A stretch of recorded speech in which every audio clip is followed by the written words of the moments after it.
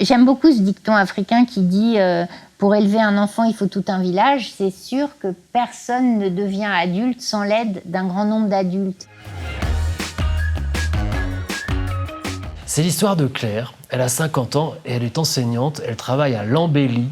L'Embellie, c'est un centre un peu particulier qui s'occupe de jeunes, d'ados qui ont des retards mentaux et qu'on essaye de remettre sur la route. Et il se trouve que Claire, elle est très douée pour ça.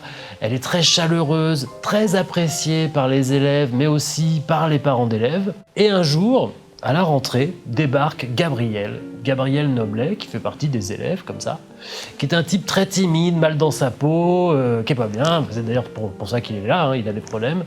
Et puis petit à petit, il noue une relation avec Claire, très belle au départ, comme ça, enseignant-élève. Et puis petit à petit, le matin, il ouvre les bras pour être un peu dans ses bras. Et puis ensuite, il lui envoie les textos. Elle n'ose pas ne pas répondre, donc elle répond. Et puis se crée comme ça une relation qui devient assez ambiguë finalement.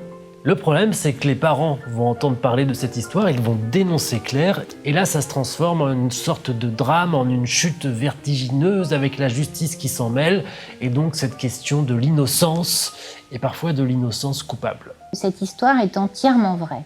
Je n'ai rien inventé. Ma méthode, c'est vraiment l'empathie. Je dis toujours, écrire, c'est revivre ce qu'on n'a pas vécu. Et c'est ça l'expérience intéressante. C'est quelque chose d'un peu paranormal. Le livre, je me suis mise à la place de la mère accusatrice, je me suis mise à la place de l'enseignante accusée. Le personnage de Claire, c'est un personnage qui, par exemple, croit qu'on apprend toujours beaucoup mieux avec un professeur dont on est aimé et dont on se sent apprécié. Et donc, elle a une espèce de philosophie de la vie qui est vraiment que l'affection est un vecteur perpétuel de progrès, d'émancipation. Et donc, elle donne de l'affection. J'y ai beaucoup réfléchi parce qu'effectivement, c'est pour ça qu'elle est accusée.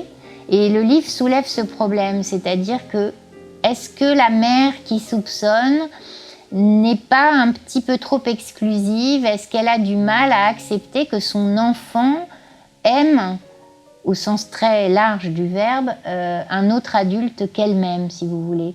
C'est un livre, je trouve, et c'est une histoire qui pose la question de la place des enseignants dans la vie des enfants et de la place que les parents acceptent de faire aux enseignants dans la vie de leurs enfants. Élise Ferney, qui est une écrivaine reconnue et très talentueuse.